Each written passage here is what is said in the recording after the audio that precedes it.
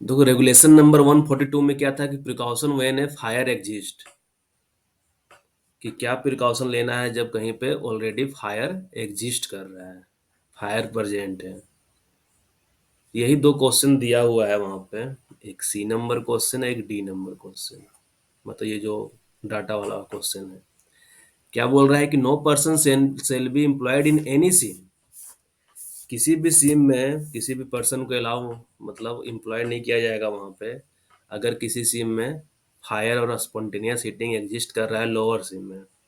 मतलब ये मान लो एक और दो ऐसा सीम है, अगर नीचे वाले सीम में स्पॉन्टेनियस हीटिंग या फायर एग्जिस्ट कर रहा है, चाहे वो उस सिम को हम लोग सील ऑफ किए हों या ना किए हों, हम लोग वहां पे मैन पावर डिप्लॉय नहीं करेंगे।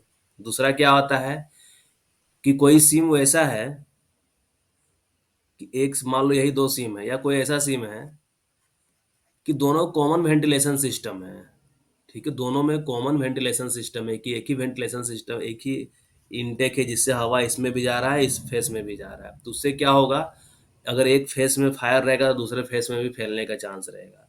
तो उस केस में भी दो सिम में, मतलब अगर दो सिम रहेगा वैसा, तो वहां पे भी किसी को एम्प्लॉय नहीं किया जाएगा। और सी नंबर में क्या है जो ज्यादा इंपॉर्टेंट, यही सी और डी पॉइंट है कि कोई आउटलेट या opening of the SIM, SIM का ओपनिंग या उसमें आउटलेट जो भी है, अगर वो लाई कर रहा है within 60 metre of an active fire, अगर कहीं पे पूरा आग लगा हुआ है और वो जो सिम है, सिम में मान लो हम लोग इंक्लाइन वगैरह बना लिए हैं, ठीक है ना, तो क्या कर रहा है विद इन, या ओपनिंग है जो सिम में एंट्री लेने का जो रास्ता है, अगर 60 मीटर के विद इन कहीं एक्टिव फायर एग्जिस्ट कर रहा है, तो वहां पे भी हम लोग मैन पावर को डिप्लॉय नहीं करेंगे। और spontaneous heating in higher seam, या ये नीचे वाला सिम है और ऊपर वाले सिम में स्पॉन्टेनियस हीटिंग हो रहा है, तो उस केस में भी हम लोग मैन पावर को डिप्लॉय नहीं करेंगे। और क्या दिया हुआ है, और on the surface in any S heap, होता है ना कि फ्लाइज वगैरह जो निकलता है, जो राख रहता है, अगर उसको, अगर उसमें अगर कहीं फायर प्रेजेंट है, या कोई स्पॉयल हीप है उसमें फायर प्रेजेंट है, या कोई वैसा फायर और स्पॉन्टेनियस हीटिंग जिसको हम लोग इमीडिएटली कंट्रोल नहीं कर सकते हैं, या कहीं पे अंडरग्राउंड वर्किंग है और ये पूरा सब्सिडेंस वगैरह के कारण क्या हुआ, केविंग वगैरह के कारण क्या हुआ, ग्राउंड ब्रोकन हो गया है, और ऊपर से ग्राउंड ब्रोकन हो गया है और ये 60 मीटर के अंदर कहीं इधर आग लगा हुआ है, तो उस केस में भी हम लोग मैन पावर डिप्लॉय नहीं करेंगे। तो इसमें सीधा डाटा ध्यान रखना है कि अगर 60 मीटर के अंदर कहीं एक्टिव फायर है, या अपर वाले सिम में स्पॉन्टेनियस हीटिंग हो रहा है, या वैसा फायर या स्पॉन्टेनियस हीटिंग जिसको हम लोग इमीडिएटली कंट्रोल नहीं कर सकते हैं, या कोई ग्राउंड ब्रोकन है और जो सिम से कनेक्टेड है, मान लो ये सिम है, ये ग्राउंड ब्रोकन है, सरफेस ये कनेक्टेड है सिम से, और ये ग्राउंड ब्रोकन है, अगर 60 मीटर के विद इन कहीं पे फायर लगा हुआ है, तो उस केस में भी हम लोग इस सिम में किसी को लगाएंगे नहीं। तो ये हो गया। और दूसरा पॉइंट क्या है कि वेयर द पार्टिंग, जैसे मान लो ये नीचे वाला सिम है, ये ऊपर वाला सिम है, ठीक है, ये पार्टिंग है बीच में, अगर ऊपर वाले सिम में स्पॉन्टेनियस हीटिंग है या आग फायर लगा हुआ है, ठीक है ना, आग है या स्पॉन्टेनियस हीटिंग हो रहा है, और ये हार्ड रॉक का जो कवर है 10 मीटर से कम अगर हो जा रहा है, अगर 10 मीटर से कम हो जा रहा है, तो फिर भी हम लोग यहाँ पे नीचे वाले सिम में किसी को काम करने के लिए अलाउ नहीं करेंगे। या ये सरफेस है और ये नीचे सिम लाई कर रहा है, और सरफेस से 10 मीटर, मतलब सरफेस पे कहीं पे आग लगा हुआ है, स्पॉन्टेनियस हीटिंग है, or with surface containing an active fire or a spontaneous heating in any spoil heap, ash heap or any other heap, जिसको हम लोग इमीडिएटली कंट्रोल नहीं कर पाते हैं, और consist of less than of 10 metre of hard rock, अगर ये 10 मीटर से कम थिकनेस का हार्ड रॉक रहेगा, तो भी हम लोग किसी भी मैन पावर को डिप्लॉय नहीं करेंगे। तो ये दो चीज ध्यान रखना, पार्टिंग वाले केस में 10 मीटर, कम से कम 10 मीटर का पार्टिंग रखना है। अगर पार्टिंग रहेगा 10 मीटर तो नीचे काम करेगा, कोई दिक्कत नहीं है। अगर 10 मीटर से कम पार्टिंग रहेगा तो सेफ्टी लेके चल रहा है कि आग अगर फैलने का चांस है, इसलिए हम लोग वहां पे किसी आदमी को डिप्लॉय नहीं करेंगे, ठीक है। और इसमें क्या दिया हुआ है, ये पॉइंट हम कल भी बताए हुए थे, तुम लोग को ऑलरेडी हम बता चुके थे कि अगर जनरल कंडीशन रहेगा स्टॉपिंग का, स्टॉपिंग का जनरल कंडीशन पता करना रहेगा, तो जनरल कंडीशन हम लोग कैसे पता कर लेंगे कि लीकेज हो रहा है कि नहीं। तो लीकेज के लिए क्या था कि मान लो तुम पूरा व्हाइट वॉशिंग करके रखे हुए हैं, अगर कहीं से लीकेज होगा तुमको ब्लैक जैसा डॉट नजर आएगा, मतलब समझ जाओ कि लीकेज हो रहा है। Presence of gases, temperature, humidity और एटमॉस्फेयर आउटसाइड द स्टॉपिंग, मतलब स्टॉपिंग का बाहर से हमको जांच करना है तो 7 दिन में जांच करना है। लेकिन अगर हम लोग कंडीशन बिहाइंड द स्टॉपिंग जाना है, स्टॉपिंग के अंदर साइड का कंडीशन जाना है, तो वो हम लोग 30 दिन में जांच करेंगे। कहीं वो भी पॉइंट होगा, ठीक है, 30 दिन ध्यान रखो वो चीज को। बाकी कहीं होगा उतना दो यहाँ पे, इस पॉइंट पे once at least in days to ascertain the atmospheric condition behind the stopping. Stopping के बाहर अंदर का हमेशा ध्यान रखना, जिस तरीके से सीओ और सीओ बाय ओ टू का है ना, उसी तरीके से। और ये लास्ट में आता है क्या, कि जो भी कॉम्पिटेंट पर्सन स्टॉपिंग का इंस्पेक्शन करता है तो वहां पे क्या होता है, उसको अपना सिग्नेचर रखना पड़ता है। तो एक सिग्नेचर बोर्ड होता है जिसमें डेट और साइन मारेगा वो। तो ये जो डेट और साइन मारेगा कम से कम 3 महीना तक मेंटेन करके रखना है इसको। ठीक है, कम से कम 3 मंथ तक इसको मेंटेन करके रखना, 3 महीना के बाद ही कि उसको वहां से मिटाना है या जो भी करना है। तब हम लोग देखते हैं क्वेश्चन। अब जितना क्वेश्चन है, क्वेश्चन सारा बन जाना चाहिए। 66 नंबर क्वेश्चन क्या है, कि no person shall be employed in any seam where the outlets or the opening of the seam are with इन डेस metre of an active fire or spontaneous heating. ये भी जस्ट बताएं,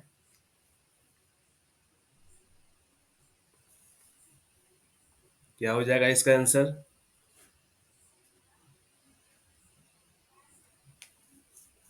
ऑप्शन सी 60 मीटर। पार्टिंग या hard cover या parting की बात करेगा, ठीक है ना, या हार्ड रॉक की बात करेगा तो वहां पे 10 मीटर। तो यहाँ पे क्या है, no person shall be deployed in lower seam if there is parting of less than डेस metre of hard rock from upper seam on fire. मतलब ऊपर सिम में आग लगा हुआ है और नीचे एक सिम है, और ये पार्टिंग अगर 10 मीटर से कम हो जाएगा, लेस देन 10 मीटर हो जाएगा, ठीक है, ये वाला ऑप्शन। लेस देन 10 मीटर हो जाएगा तो हम लोग क्या करेंगे, मेन आदमी को वहां डिप्लॉय नहीं करेंगे। In every coal seam, the atmospheric condition behind the stopping, stopping के पीछे का कंडीशन जाना है, जो सील ऑफ एरिया है उसका कंडीशन जाना है, जो ओल्ड वर्किंग है, गोफ है, फायर है, स्पॉन्टेनियस हीटिंग है, पीछे का कंडीशन जाना है, पीछे वाला कंडीशन। तो क्या हो जाएगा इसका, डेली पॉसिबल नहीं है कि डेली सैंपल लो, वो पॉसिबल नहीं। तो 7 दिन या 30 दिन, तो हम लोग जान रहे हैं कि स्टॉपिंग के पीछे का जानना है तो 30 दिन। एक competent person shall inspect all stopping erected for isolation or control of fire or spontaneous heating below ground to ascertain the general condition of every stopping। General condition का पता करना, मतलब बाहर से ही छू छा के देख लेना है कि हाँ ठीक है ना, स्टॉपिंग तो गर्म तो नहीं हो रहा है। देख लेंगे फिजिकल, कहीं ब्लैक स्पॉट तो नहीं है, देखेंगे नहीं, मतलब लीकेज हो रहा है या नहीं हो रहा है। सैंपलिंग पाइप को छू कर देखेंगे कि ज्यादा गर्म तो नहीं हो जा रहा है सैंपलिंग पाइप, तो या स्टॉपिंग को, तो उससे पता चल जाएगा कि जनरल कंडीशन क्या है। बाहर से मतलब अंदर का नहीं, अंदर का कंडीशन पता हो रहा है लेकिन बाहर से ही पता कर रहे हैं, उसके लिए अंदर से कुछ गैस वगैरह का एनालिसिस नहीं कर रहे, सैंपल नहीं ले रहे हैं। तो ये हो जाएगा once at least in every 7 day. ये भी वही चीज है, isolation stopping erected to isolate or control fire below ground shall be inspected by competent person once at least in every 7 days. ठीक है, ये यही क्वेश्चन है, यहाँ पर पूरा वर्ड नहीं दिया हुआ है, तो ये भी 7 डेज हो गया।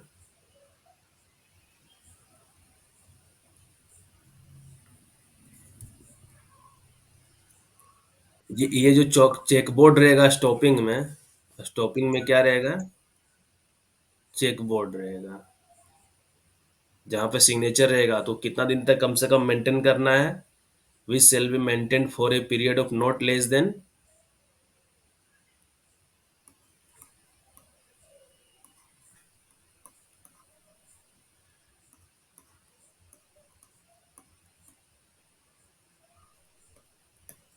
3 मंथ। तो नॉट लेस देन अगर लिखेंगे तो इस तरीके से रहेगा, नॉट लेस देन 3 मंथ। इसका मतलब क्या, 3 महीना है उससे ज्यादा समय के लिए मेंटेन रह सकता है, लेकिन 3 महीना से कम समय के लिए मेंटेन नहीं रखना है। तो ऑप्शन डी हो गया। अब आता है, ये सब क्वेश्चन तो बढ़िया है, कि हम लोग जो samples for ascertaining atmospheric condition behind the stopping, बोला जाता है ना कि स्टॉपिंग के पीछे जो सैंपल लेना चाहिए वो किस टाइम पे लेना चाहिए, 10 से 12 बजे, 12 से 2, 6 से 8, 10 से 12, 10 PM से 12 AM। 10 PM से 12 AM ये रात की बात कर रहा है, ये सुबह की बात कर रहा है, ये दोपहर, और ये सुबह अर्ली मॉर्निंग 6 से 8।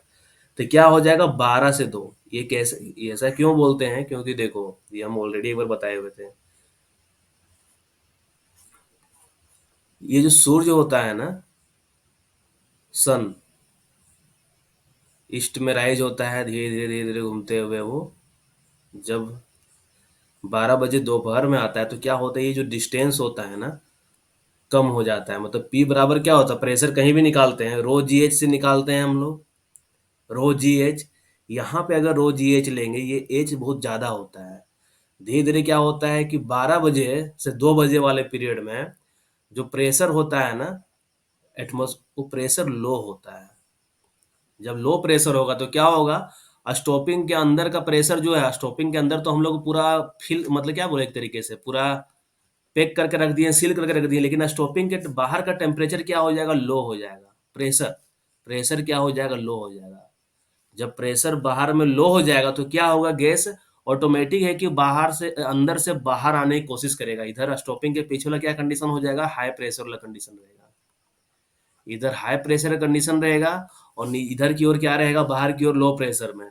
तो क्या होगा, सारा गैस स्टॉपिंग के पीछे से बाहर की ओर आने की कोशिश करेगा। तो इसलिए 12 बजे से 2 बजे हम लोग को सैंपल लेना चाहिए, क्योंकि उस टाइम स्टॉपिंग के पीछे, स्टॉपिंग के इनसाइड में क्या टेम्परेचर है, मतलब प्रेशर क्या है, हाई प्रेशर है। और स्टॉपिंग के बाहर में जिधर हम लोग प्रेजेंट है वहां पे लो प्रेशर है। तो हमेशा हाई से लो की ओर फ्लो करने की कोशिश करेगा। तो ये कॉन्सेप्ट है, ठीक है। 73 नंबर क्या है कि samples for ascertaining atmospheric condition behind stopping built to seal off heating etc are often collected during. मतलब जो हम लोग सैंपल कलेक्ट करते हैं कब करते हैं, जब लो बैरोमेट्रिक प्रेशर होता है, हाई बैरोमेट्रिक प्रेशर होता है, या न्यूट्रल बैरोमेट्रिक प्रेशर होता है, तो ये दोनों होता नहीं है। मतलब इसमें क्या है कि स्टॉपिंग के अंदर हाई प्रेशर रहेगा और स्टॉपिंग के बाहर जिधर हम लोग रहेंगे उधर लो प्रेशर रहेगा।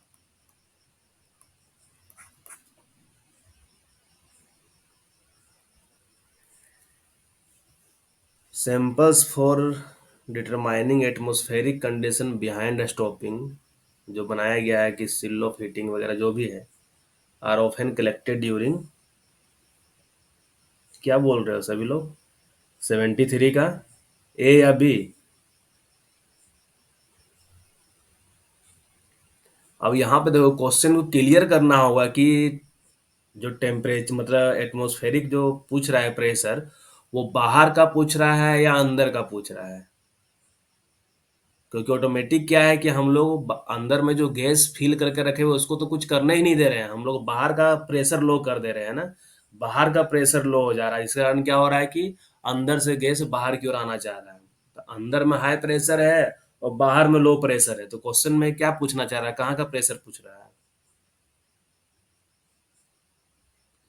अगर अंदर साइड के पूछ रहा होगा तो हाई प्रेशर रहेगा, और बाहर का पूछ रहा है लो प्रेशर है, लेकिन क्वेश्चन में ऐसा कुछ क्लियर किया ही नहीं है।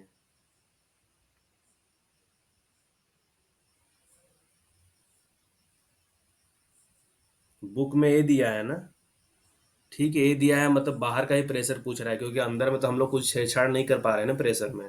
जो भी प्रेशर मेरा लो हो रहा है बाहर की ओर हो रहा है, इसलिए अगर ए ऑप्शन दिया हुआ है सही दिया है, ठीक है। आंसर कहाँ का दिया हुआ है, ये इधर का, हम लोग इधर ही ना, मान लो जो सूर्य का इफेक्ट पड़ रहा है, रो जी एच जो हो रहा है, प्रेशर बाहर की ओर डाउन हो रहा है, अंदर का तो हम लोग सील करके रखे हुए तो प्रेशर हाई है उधर का। तो सारा गैस उधर से इधर आने की कोशिश कर रहा है, इसलिए क्या है कि बाहर की ओर लो बैरोमेट्रिक प्रेशर है।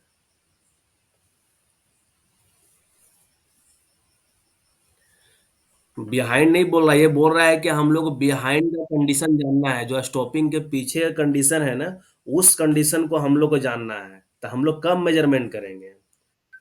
क्वेश्चन क्या बोला हुआ ये देखो कि हम लोग स्टॉपिंग के मतलब अंदर का बिहाइंड का कंडीशन जानना है। तो उस केस में हम लोग मेजरमेंट कब करेंगे, जब हम लोग का लो एटमोस मतलब लो बैरोमेट्रिक प्रेशर होगा। हम लोग का जब लो बैरोमेट्रिक प्रेशर होगा तो उसके थ्रू क्या होगा, सारा गैस अंदर से बाहर की ओर आने की कोशिश करेगा। ठीक है। ठीक है विक्रम आदिल, क्वेश्चन पीछे नहीं बोल रहा, क्वेश्चन स्टॉपिंग का बोल रहा है, क्या स्टॉपिंग के पीछे कंडीशन जानना है। तो हम लोग उस टाइम मेजरमेंट मतलब मेजरमेंट कब करेंगे,